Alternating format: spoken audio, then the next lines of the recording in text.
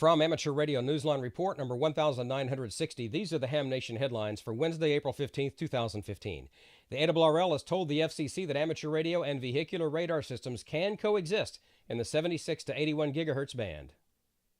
In comments filed in response to a February FCC notice of proposed rulemaking and reconsideration order, the ARRL has told the Commission that it should make no change in the amateur radio allocation at 76 to 81 gigahertz, nor should it impose any additional regulatory constraints on amateur or amateur satellite uses of the band. In a notice of proposed rulemaking and reconsideration in ET Docket 15-26, the telecommunications regulator solicited comment on issues involving expanded use of various radar applications in the 76 to 81 gigahertz spectrum. This is spectrum that amateur radio shares with other services. The band 77.5 to 78 gigahertz is allocated to the amateur and amateur satellite services on a primary basis and to the radio astronomy and space research services on a secondary basis. In its comments, the ARRL suggested that the FCC overreached in proposing unjustifiable changes at 77 to 81 gigahertz on its own initiative. Nor was there any suggestion that there is any incompatibility between amateur radio operations and automotive radars. The ARRL said that should there be any unjustified displacement of the amateur or amateur satellite services from any portion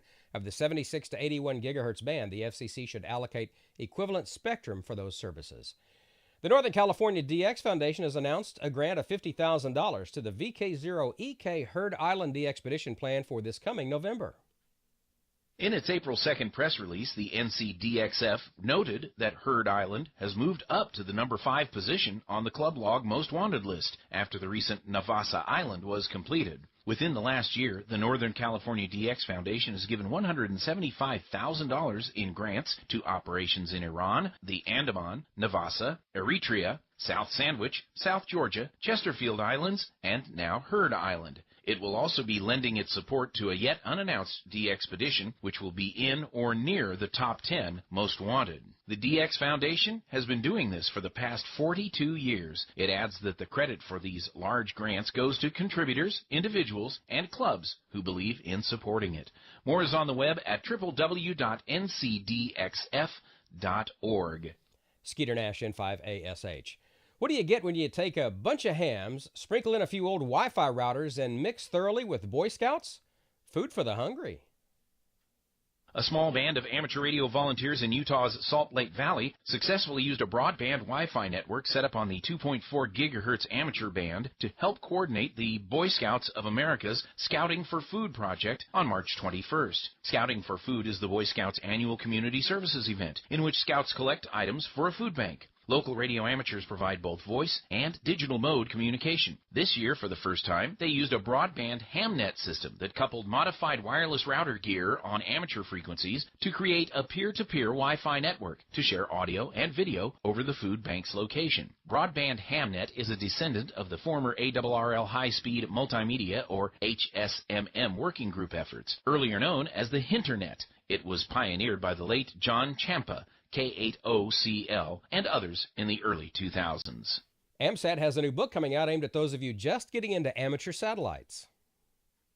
Gould Smith, WA4S XMs book titled Getting Started with Amateur Satellites is being updated to tell you how you can get ready to operate through the Fox 1 satellites launching later this year.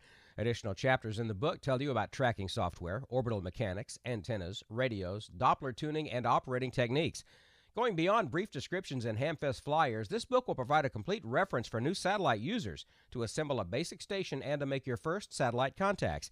It will also explain how to incrementally upgrade a simple FM-only satellite station to include automated tracking as well as operating through the CW and SSB linear passband satellites. A companion Fox 1 reference sheet is also being planned for release. This will be made available for the AMSAT's field operations team for distribution at Hamfests and satellite operating demonstrations. Watch for the 2015 edition of Getting Started with Amateur Satellites book and reference sheet at the AMSAT booth at the Dayton Hamvention and in the AMSAT online store shortly thereafter. Not even a year after Tentec and Alpha Amplifiers merged under the RF Concepts banner, the companies have once again changed ownership.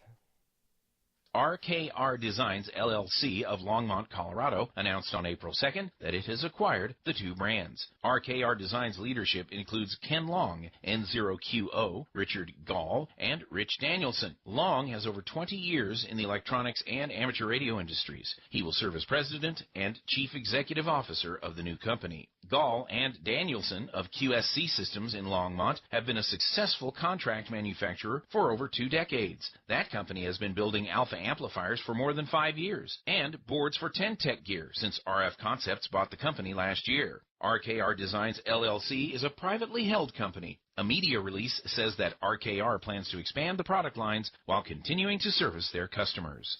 And that's all from the Amateur Radio Newsline, your independent source for amateur radio news for over 37 years and counting at www.arnewsline.org. For Skeeter Nash and 5ASH, I'm Don Wilbanks, AE5DW 73. We'll see you next time here on Ham Nation.